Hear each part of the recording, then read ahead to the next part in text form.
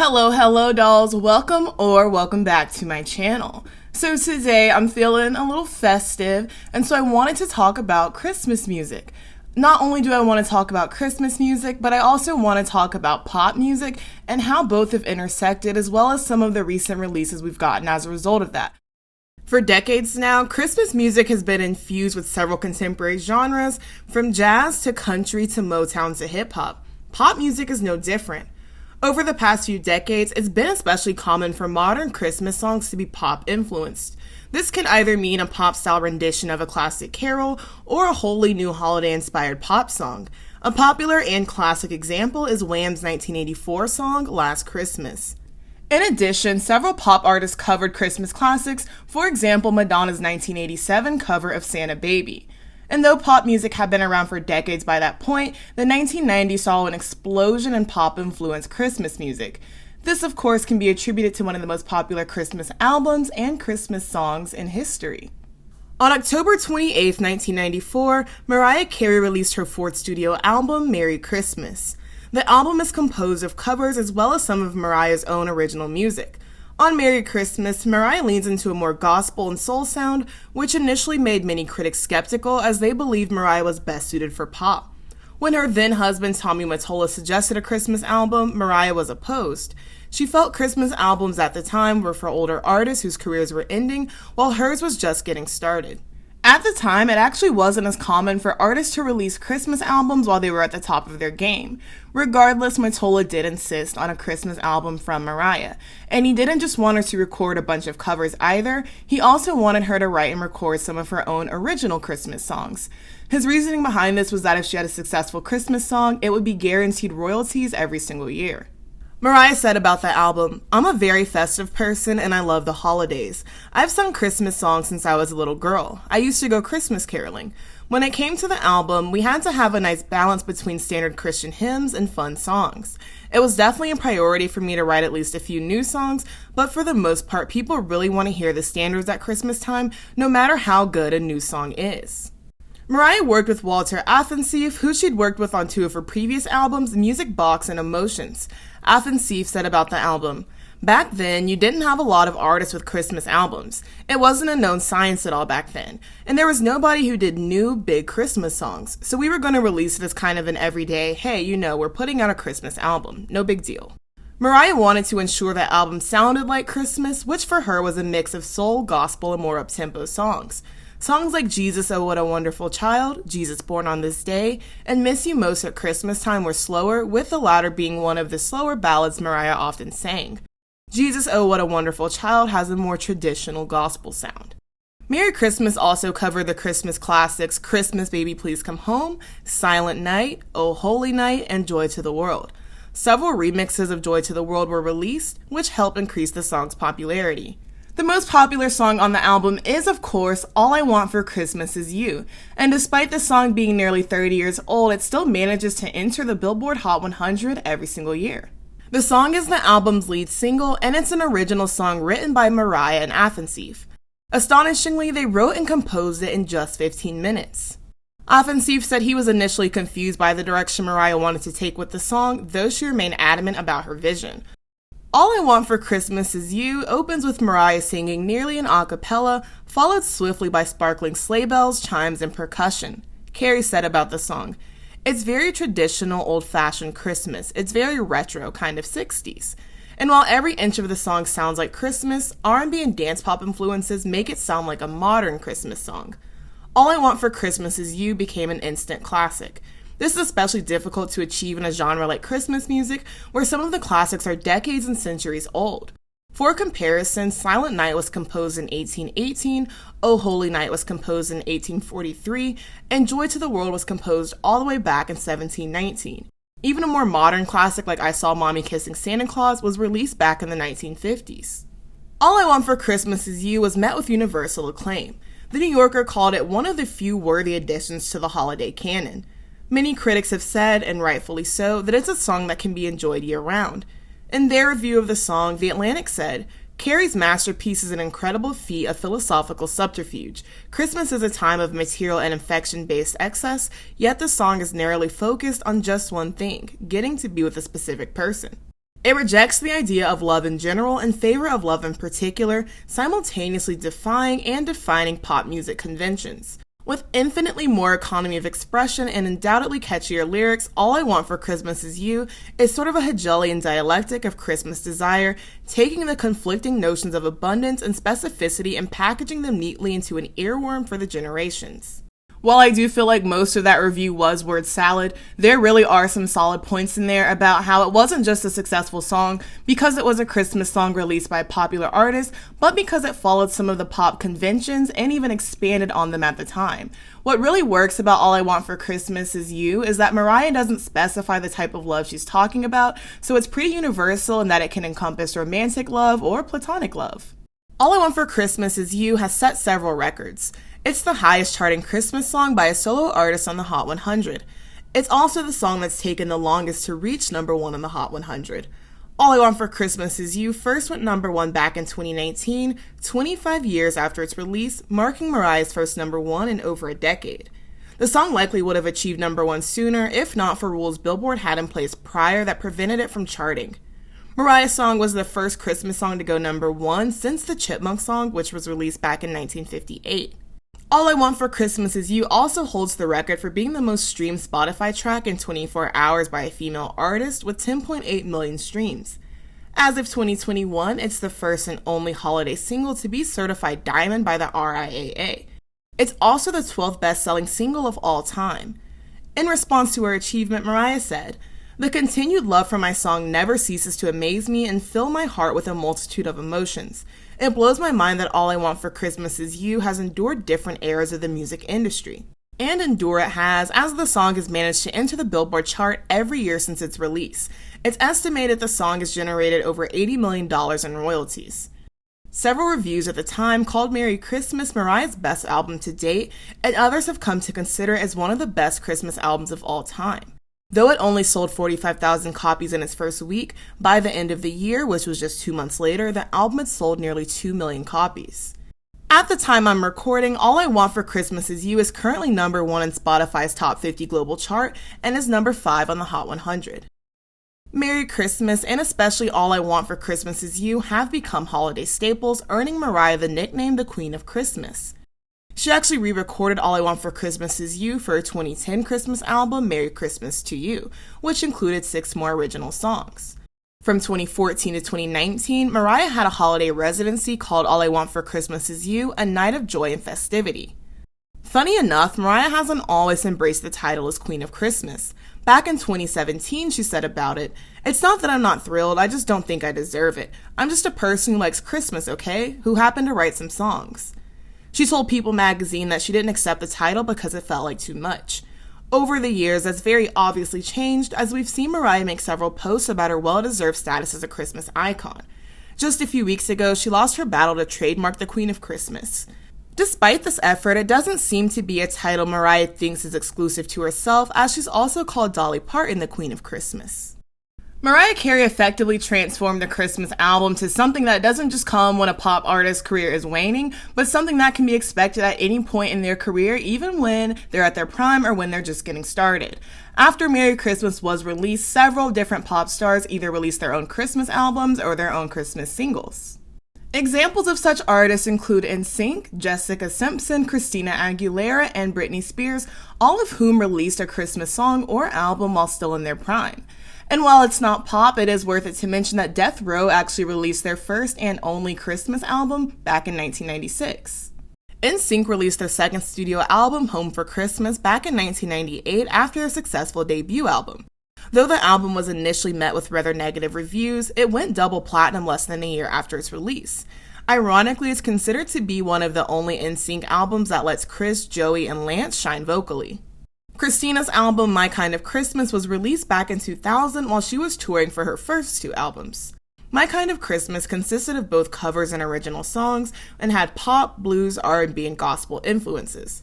The album was met with mixed reviews, with AllMusic saying none of the new songs Christina added to the album were knockouts. Entertainment Weekly criticized Christina for over-singing, while Rolling Stone said the album was chilly, forced, and overdone. Still, My Kind of Christmas did top the holiday album charts and has since been certified platinum. Britney Spears released a Christmas song in 2000 called My Only Wish this year. Her sweet voice is perfect for a pop Christmas carol. In the song, she tells Santa that her Christmas wish is to find someone to love. The song was part of a Christmas compilation album with contributions from several other artists. The song isn't over the top, but I do think it perfectly blends Christmas music and pop. While it sounds like quintessential Britney, it's also a festive and catchy Christmas song. Moving into the 2010s, many of the generation's biggest pop stars all started to release either their own Christmas albums or their own original Christmas songs. And a lot of them honestly sound like a B-side to the artist's normal discography, and what I really like about most of them is that they heavily reflect the pop of the time, and they honestly just sound like the artist's normal music with just a seasonal touch to it. In 2011, Justin Bieber released his second studio album, Under the Mistletoe. At the time, he was a few years into his career, taking the world by storm as one of the biggest pop stars of his time. Justin announced the album in the summer of 2011 and later announced he would collaborate with artists like Boyz II Men, Busta Rhymes, and Usher on the project. The lead single, Mistletoe, was written by Bieber and his producers. Despite it being a holiday song, it has clear reggae influences as well as R&B and, of course, pop. Mistletoe was considered a display of how Bieber's voice had matured and how he could carry more intimate songs. In some ways, Mistletoe sounds to me like a predecessor of Boyfriend, which Justin would release the following year.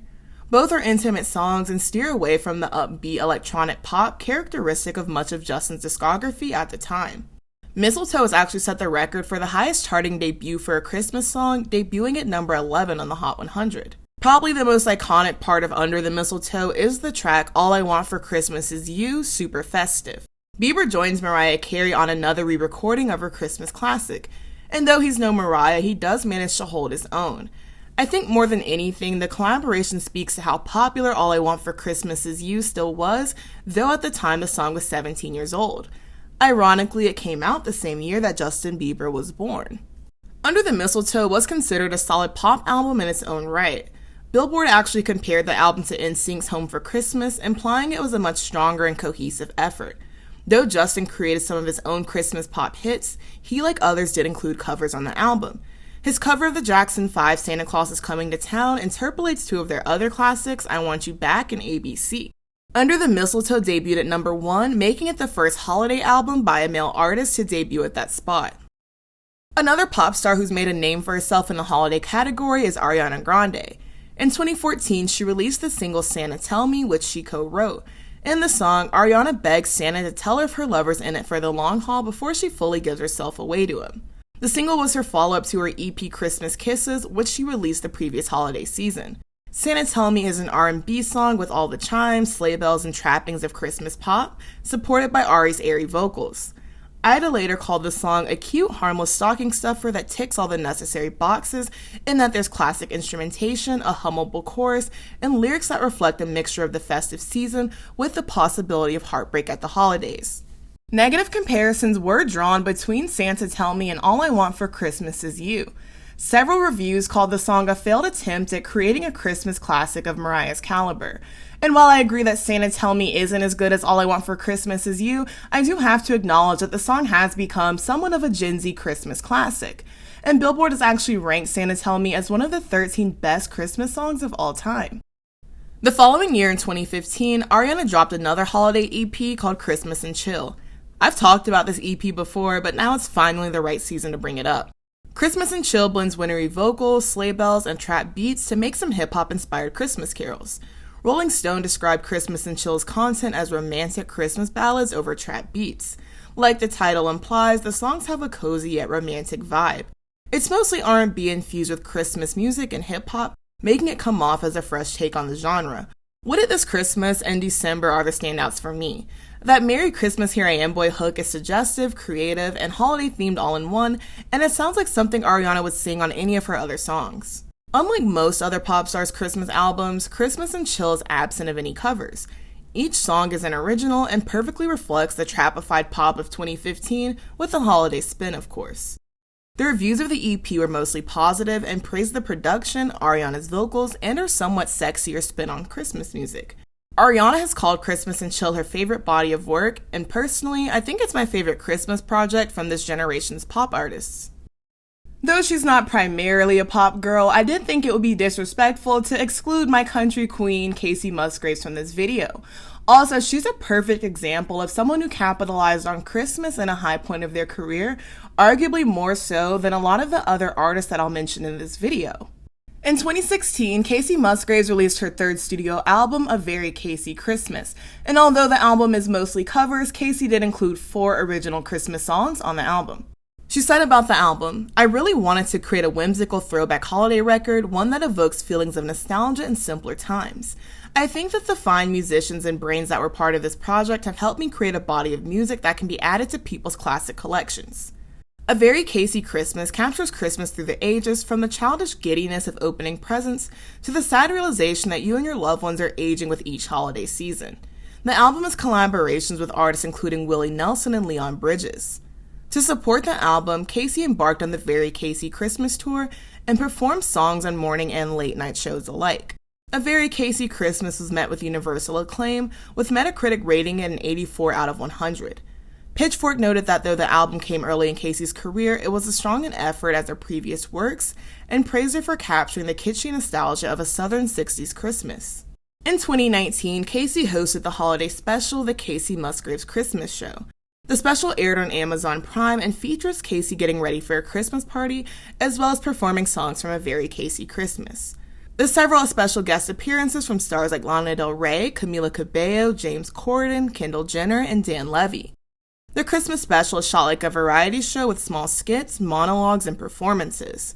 The sets are glittery, no pun intended, and flamboyant, and full of Christmas cheer. Kacey and her guests shine in each duet, and the special is campy, comedic, and cozy. Kacey's special was also compared to Sonny and Cher's show, which was probably intentional based on the styling and set design, and Kacey's overall sort of retro vintage aesthetic.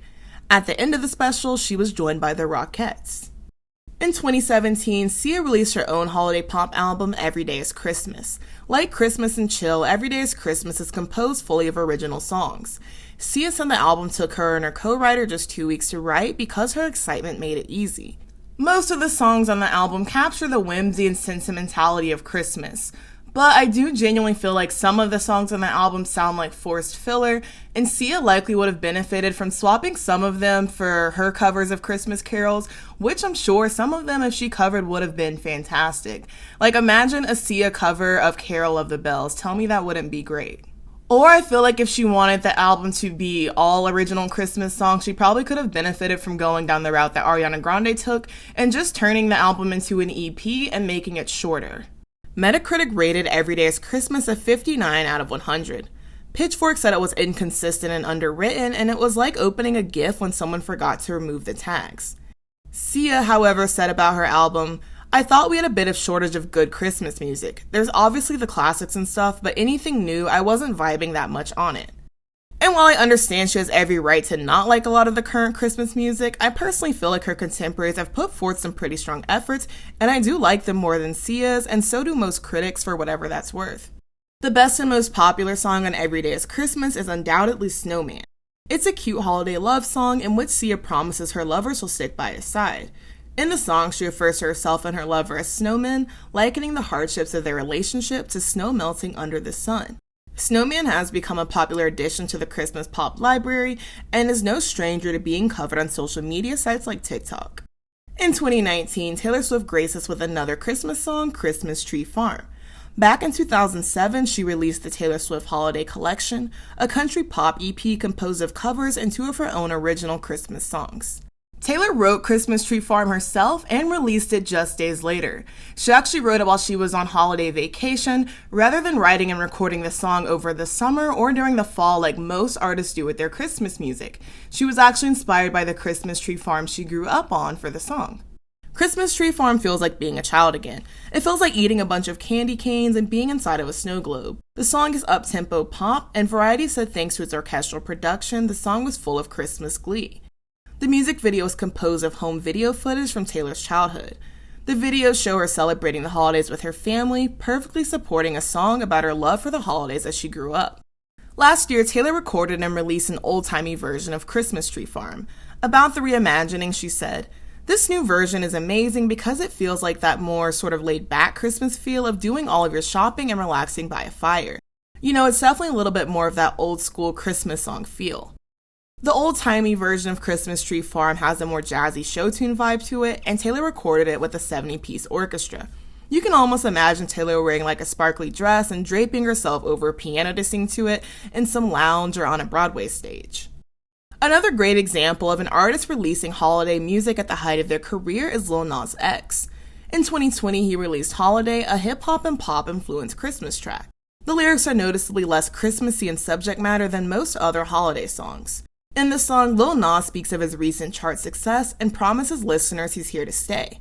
Though the song is absent of the stereotypical sleigh bells, the trap-influenced production still sounds upbeat and icy. Some chimes peek from under the bass line, though they're less festive sounding than a typical Christmas song. The hook is an unexpected earworm, despite the song being relatively subdued compared to other pop or hip-hop influenced Christmas music. In the video, Lil Nas is a futuristic Santa Claus overseeing robotic elves on the night before Christmas.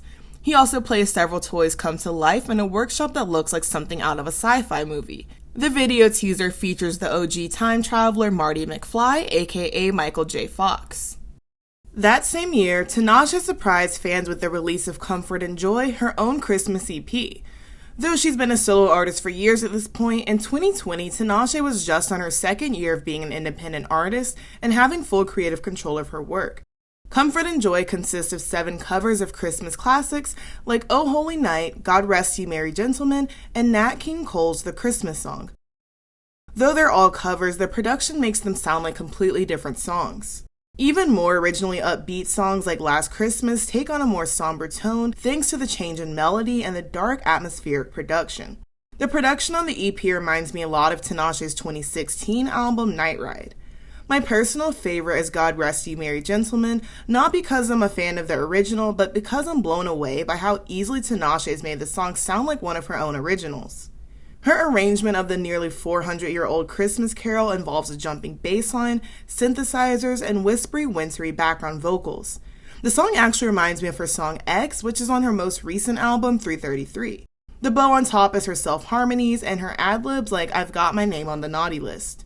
Tinashe said she dropped the project as a gesture to the hardships most of the world faced in 2020 and wanted to add a little holiday cheer to the difficult year. She also stated it had been a hard year for her musically as she was still navigating being an independent artist.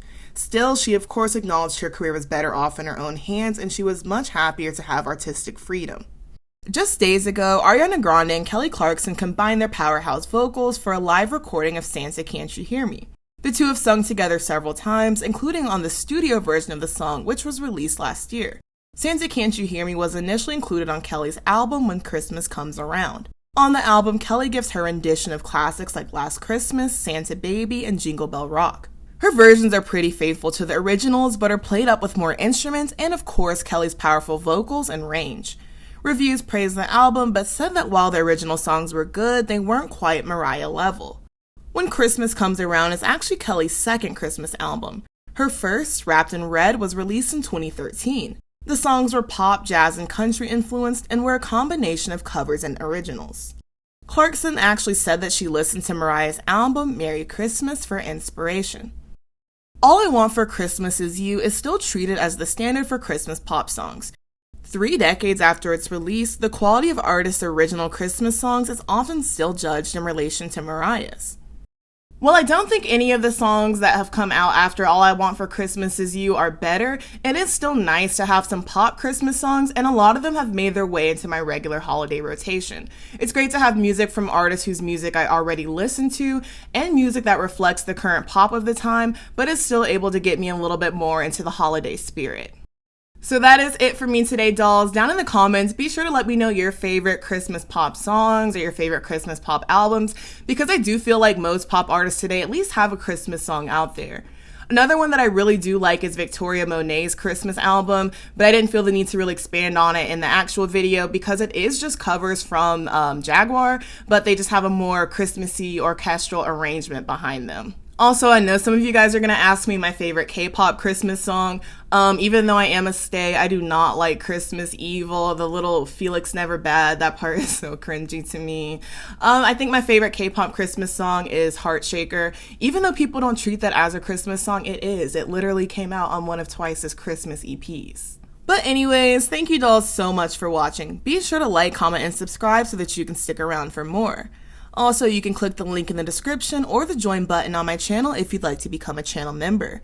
Be sure to follow me on Twitter as well if you'd like to keep up with me there. And happy holidays, dolls, no matter what you celebrate. See you very soon. Bye-bye.